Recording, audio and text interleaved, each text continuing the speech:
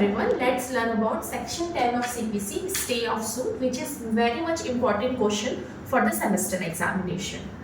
Stay of suit, its legal term is res sub judice, जिसका मतलब होता है अंडर जुडिशियल कंसिडरेशन। इसमें क्या होता है, जब एक same party same cause of action के लिए सेम केस अगर दूसरे कोर्ट में लगा देता है, तो वो जो दूसरा कोर्ट होता है जहाँ पे लेटर में जो केस लगाया गया है, जिस कोर्ट में बाद में केस लगाया गया है, वो केस को क्या करता है, स्टे लगा देता है।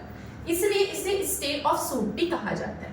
इसके कुछ एसेंशियल इंग्रेडिएंट्स देख लेते हैं। 2 सूट्स होना जरूरी है, इसमें 2 सूट्स होते हैं। एक सूट जो ऑलरेडी चल रहा है, उसके चलते चलते ही सामने वाला दूसरा सूट लगा देता है। सेम मैटर इन इश्यू होता है, जो विवादित तथ्य होते हैं, जो मेन मुद्दा है वो भी क्या होता है, सेम होता है। नेक्स्ट, सेम पार्टीज भी उसमें सेम होने चाहिए।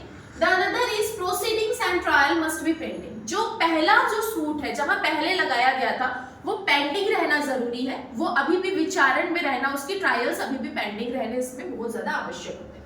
Next is stay in later suit. जो सूट बाद में लगाया गया है, जो केस बाद में लगाया गया है, स्टे उसमें लगता है। एक एग्जांपल के लेते हैं, ए और बी 2 जन का केस चल रहा है regarding the dispute of the property, किसी प्रॉपर्टी का डिस्प्यूट में लेके। सेम पार्टी है, ए एंड बी सेम है कि डिस्प्यूट है एक प्रॉपर्टी को लेकर, है ना। अगर यही केस बी उठा के एक नए कोर्ट में लगा देता है, तो ऑलरेडी वो वाला केस वहां पे पेंडिंग है ना, ठीक है, वहां पे उसका विचारण चल रहा है, उसका ट्रायल्स अभी भी वहां पे चल रहा है। तो जो नया कोर्ट होगा, जो लेटर कोर्ट होगा, वो क्या लगा देगा, उसमें स्टे लगा देगा।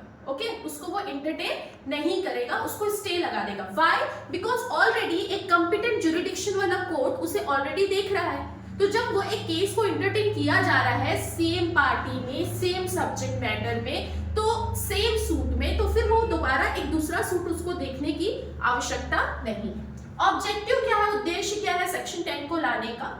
First is to avoid conflicting judgment. अगर 2 कोर्ट्स हैं, एक ने एक अलग जजमेंट दे दिया, दूसरे ने अलग दे दिया, तो बहुत ज्यादा कॉन्ट्रडिक्टिंग हो जाएगा। इसलिए ये सेक्शन 10 का एक ऑब्जेक्टिव है, मेन ऑब्जेक्टिव है कि क्या के लिए इसे लाया गया है, ताकि कॉन्फ्लिक्ट ना हो जजमेंट्स में।